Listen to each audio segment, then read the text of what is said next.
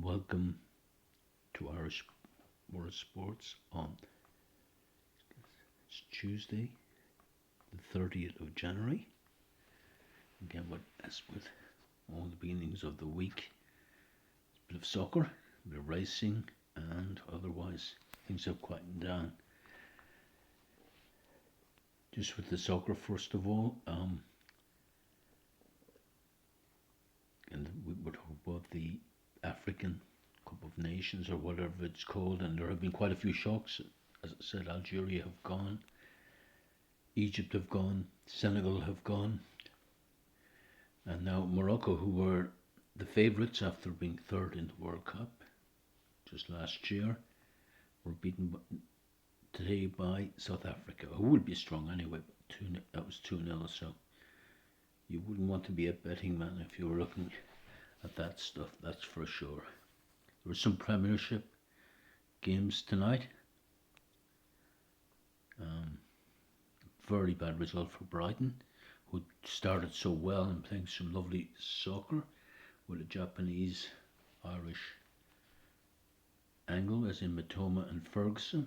But tonight they were beaten 4-0 by Luton of all teams, so that bubble is well and truly burst.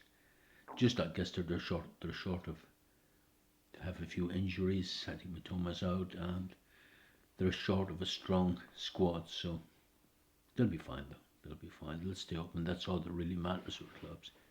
Keep getting the TV money. Another slight surprise was Villa at home against Newcastle. Both of them good teams, but Villa had a very, very strong home record. But Newcastle turned them over 3-1. So Villa now will be starting to lose confidence in their hopes of getting into the Champions League next year. Newcastle will be starting to hope again. Eddie Howe pressure might be off them a little bit. The third main game was Forest at home to Arsenal, and Arsenal scraped a 2-1 win. And I possibly said it before, say it again, that Arsenal had a great year last year and did everything but win the Premiership, and then they spent quite a bit of money on Rice and Havertz, but they don't seem to be that much better than they were last year. I know they're definitely pinpointing the Champions League, and it's winnable for them, but they need better league form than they're showing. And you look at 170 million or so spent on those two guys, doesn't seem to be the best investment of all time. Rice is Rice. I don't think he's worth anything like that. He's a decent player, but he's not a 100 million player. He doesn't do enough to warrant that kind of a price. Havertz is a kind of an enigma because he was a superstar with Leverkusen in Germany.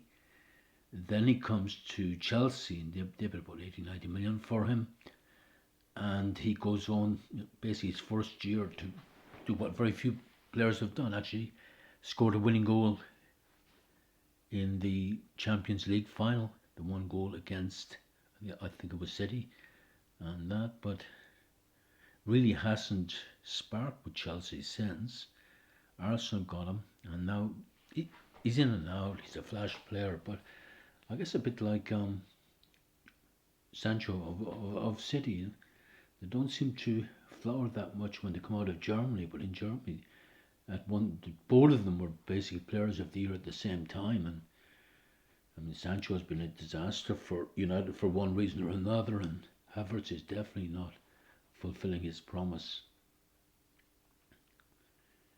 That's all of that. Just a bit on the horses that I actually managed to pick a winner yesterday, as in Finland Tiger in the 335 at Newcastle, returned 13-8. And I would have had a double if I'd followed Johnny Dineen, because his horse is Cuthbert Dibble, who he loves that horse. It was the favourite and won. My horse, Supremely West, was second, but it's getting slightly better. Though racing is only going, well, there's actually a Dublin Festival racing next weekend, which would be very good, but because of William Mullins and his amazing stable, there's going to be a lot of very short priced horses there. So I don't know if we get value there, but I just picked a few horses from tomorrow to have a laugh at. In the 210 at Exeter, a horse called Top of the Bill. Then in the 255 at Leicester, an outsider called Valdivi, his first time out, might have a chance.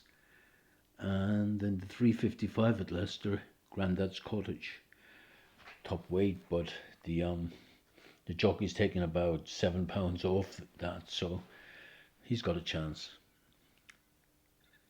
And other than that, that's it for tonight, and thank you for listening.